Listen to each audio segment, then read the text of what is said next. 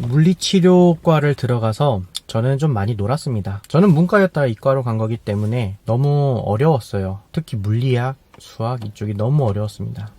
그래서 공부보단 동아리 활동을 많이 했어요.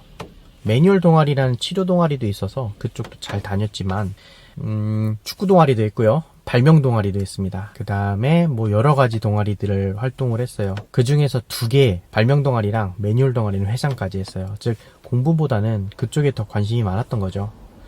그리고 나서 방학 때마다 봉사활동을 갔다 와야 된다고 해요. 근데 시간이 너무 길고 이걸 어떻게 한 번에 끝낼 수 있을까 하다가 해외 봉사를 가게 되면, 물리치료 봉사예요. 해외 물리치료 봉사를 가게 되면 그걸 한 번에 끝내준다라고 해서 신청을 하고 캄보디아와 인도를 가게 됩니다.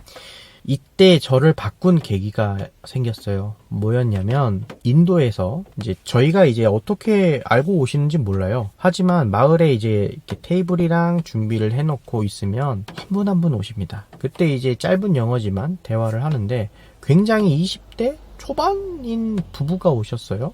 농부라고 하셨고요. 근데 왜 오셨습니까? 라고 했더니 아내분 어깨가 아프시다고 하시더라고요. 아내분 어깨를 한번 평가를 해봤더니 이거는 뭐 오십견 같았어요. 그때는 학생이에요. 그래서 제가 아는 게 많이 없었어요.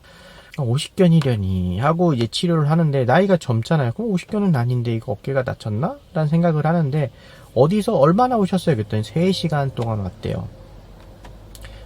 그럼 왕복 6시간이잖아요.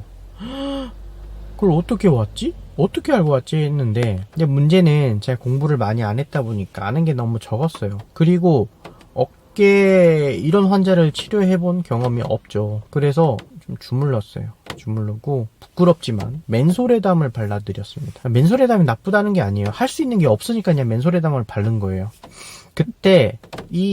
그때까지도 별 그냥 그러려니 했는데 그리고 난 다음에 진짜 2손을 딱 잡으시더니 선생님 너무 감사합니다. 너무 감사합니다 하고 인사를 하는 거예요. 근데 그때 너무 그 눈빛을 딱 봤는데 눈동자가 빛이 나면서 저를 바라보는데 전 너무너무 미안한 거예요. 너무 죄송스럽고 괴로웠어요. 스스로가. 나 왜 아무것도 한 게 없는데 왜 이런 인사를 받아야 되지? 내가 뭐 했지? 인사는 받지만 저는 조금 그때 자괴감이 많이 들었어요. 그 다음에 안 되겠다. 이거는 예의가 아니다. 라는 생각이 든 순간 나는 한국 가서 공부를 해야 되겠다. 라는 생각을 그때 처음 하게 됩니다. 그때가 거의 졸업반이에요. 그러니까 평균 그냥 학부 생활을 한 거죠. 학과 생활을 한 것뿐이지 뭐 공부를 막 더 해야 되겠다라는 그런 생각을 안 하고 살다가 그게 정말 저한테 큰 계기가 되었습니다. 뭐 남들이 봤을 때는 그게 뭐야 라고 할 수가 있는데 그 눈이 마주친 순간은 전 지금도 못 잊어요. 그리고 그 말, 그게 그냥 말한 게 아니라 진심. 그 진심에 나는 제대로 대답을 못한 느낌입니다. 그때가 계기가 됐던 것 같아요. 그런 다음부터는 뭐 남들보다 잘했다가 아니에요. 그냥 제 기준에서는 과거에 비한 자신은 그래도 책을 한번 더 보고 공부를 하게 됐습니다.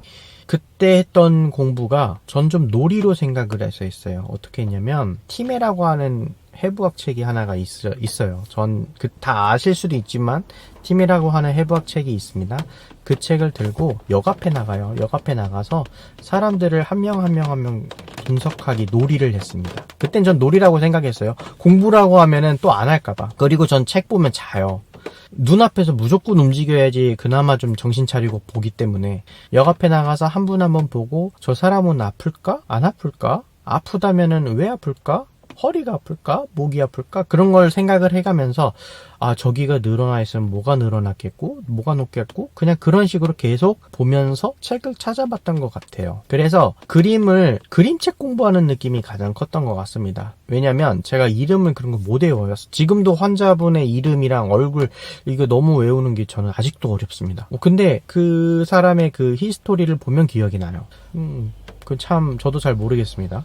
하지만 그것처럼 그냥 이름 보는 게 아니라 그림을 보고 그림에 그냥 그걸 붙여서 보는 느낌이 컸어요. 지금이야 어플 이런 게 되게 잘 돼 있지만 10, 13년? 14년 전에는 그런 것보다는 그런 CD였기 때문에 책이 더 좋았던 것 같습니다. 저 움직임을 계속 상상만 해야 됐던 거, 그런 것들은 조금 지금 생각해보면 지금이 좀 부러운 것들이긴 하죠. 움직임이 요즘에 다 잘 나오더라고요. 앱에서는. 그런 식으로 보게 됐습니다. 그래서 눈으로 많이 익혔어요. 눈으로 많이 익히고 보고 공부하지 않고 놀고 그렇게 해서 학부 생활을 마치고 졸업하고 면허증을 잘 취득했습니다. 그때가 지금까지도 이어지는 것 같아요. 그런 한 번의 계기가 사람마다 있을 거라고 생각을 합니다.